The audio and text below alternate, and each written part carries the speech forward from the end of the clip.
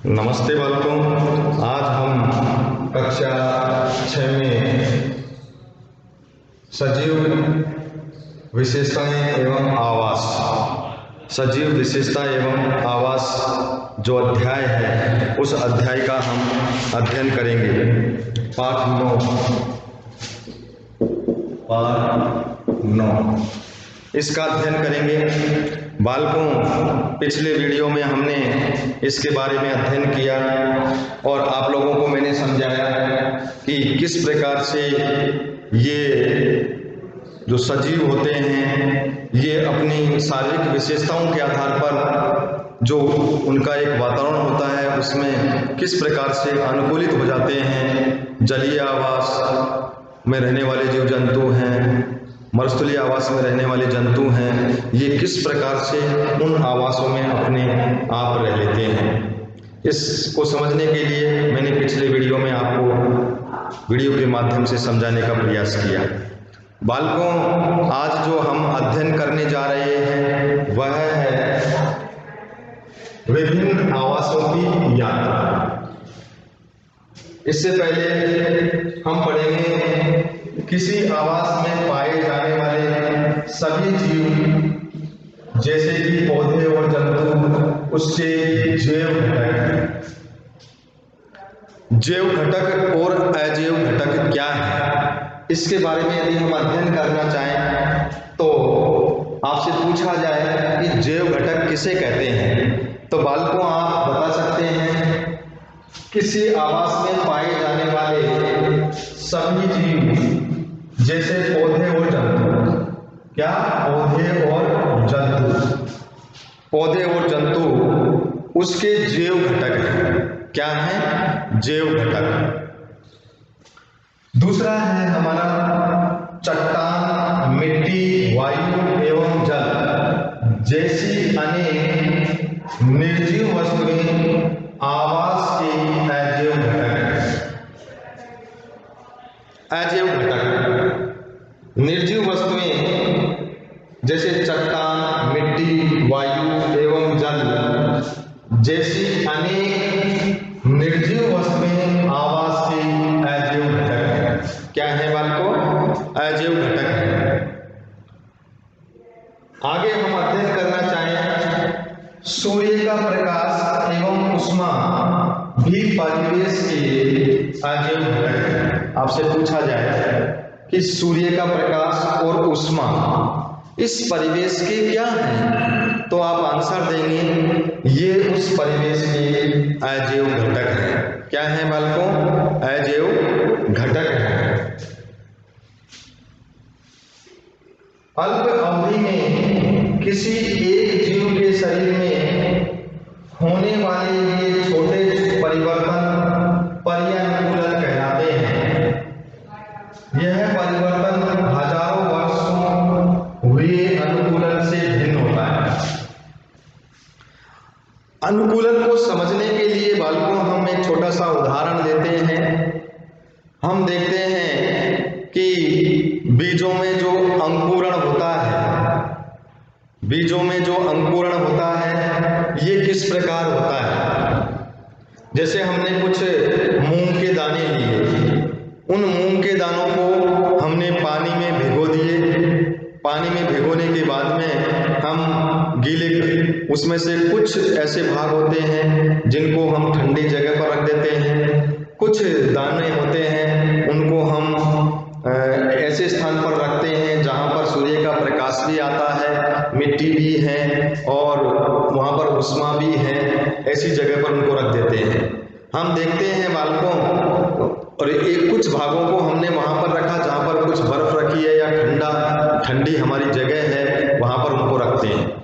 हम देखते हैं कुछ दिनों बाद कि उनमें क्या परिवर्तन होता है। तो जो अजैव घटक हैं जैसे मिट्टी है, उष्मा है, प्रकाश है, इनसे वो जो हमने रखे थे मूंग के बीज वो धीरे धीरे अंकुरित हो जाते हैं।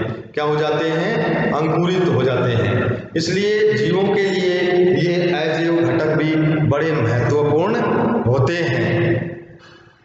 अब हम अध्ययन करते हैं कि विभिन्न आवासों की यात्रा। स्थलीय आवास। स्थलीय आवास आपने देखा होगा, जो जमीन के अंदर कई प्रकार के आवास हैं, जैसे मरुस्थलीय आवास, पर्वतीय आवास और जलीय आवास।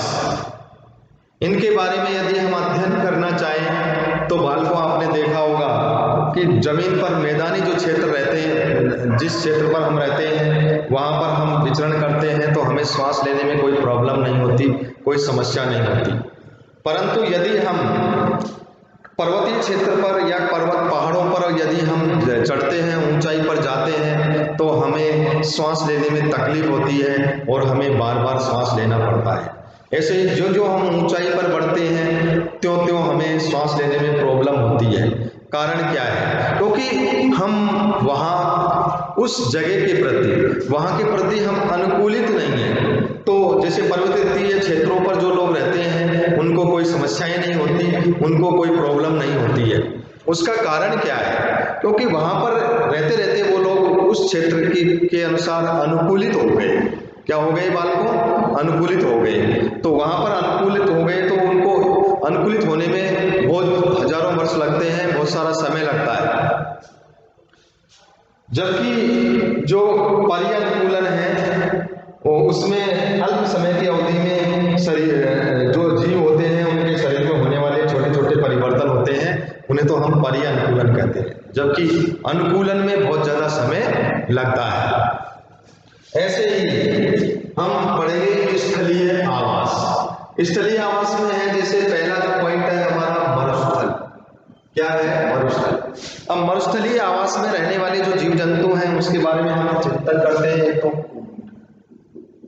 और जैसे कैक्टस है, पौधों के अंदर लेते हैं तो हम कैक्टस हैं, नागफनी हैं और सांप हैं, जंतुओं के बारे में सांप और चूहे हैं, इनके बारे में चिंतन करते हैं। बालकों, आपने देखा होगा कि ऊंट रेगिस्तान में आसानी से रह लेता है क्योंकि वो उस वातावरण के प्रति अनुकूलित है। अनुकूलन से तात्पर्य उसमें प्रकृति ने इस प्रकार की उसकी शारीरिक विशेषताएं बना दी जिससे वो उस क्षेत्र में, उस जगह पर वो आसानी से रह लेता है।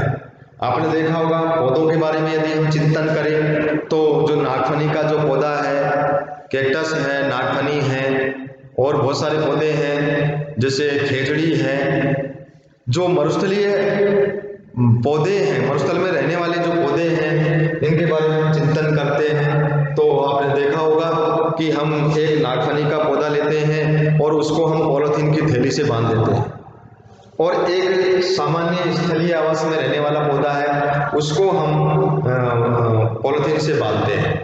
दोनों का हम प्रयोग करते हैं तो प्रयोग करने पर हम ये ध्यान में आता है कि जो मरुस्थल में रहने वाला जो पौधा है उसको पॉलीथीन से जब हमने बांधा तो उसकी पॉलीथीन के ऊपर जो वाष्पोत्सर्जन की जो प्रक्रिया है वो बहुत धीमी गति से होती है, यानी कि वहां पर पानी की जो नन्ही नन्ही बूंदें हैं वो कम दिखाई देती है।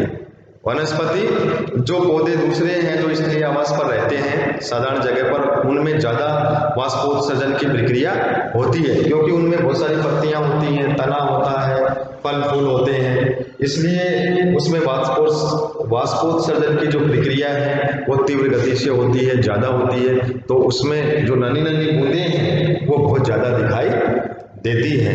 जबकि जो मरुस्थलीय पादप है नागफनी, तो उसकी पत्तियां धीरे धीरे से तने का आकार ले लेती है और उस पे मोम जैसी परत चढ़ जाती है जिससे वाष्पोत्सर्जन की प्रक्रिया कम होती है, और पत्तियां हैं वो सूल का आकार ले लेती है। किसका आकार ले लेती है?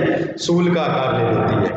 इसलिए जो जैसे आपने देखा होगा कि मरुस्थलीय जो क्षेत्र होता है वहां का दिन में टेम्परेचर ज्यादा होता है और रात्रि के समय उनका तापमान बहुत कम होता है। इसलिए हम कह सकते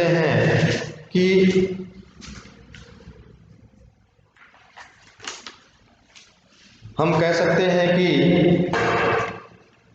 कि मरुस्थलीय जो पादप होते हैं उन पादपों की जो पत्तियां हैं वो सूल का आकार प्रदान कर लेती है। किसका ले लेती है? सूल का आकार ले लेती है, और उनकी पत्तियां भी बहुत छोटी होती हैं। तो इसका हमने अध्ययन इसमें किया। दूसरा है पर्वतीय क्षेत्र। पर्वतीय क्षेत्र जो होते हैं, वहां पर पर्वतीय क्षेत्र में रहने वाले जो जीव जंतु हैं वो विशेष प्रकार के होते हैं। इसका अध्ययन हम अगले वीडियो में करेंगे। धन्यवाद। जय हिंद, जय भारत।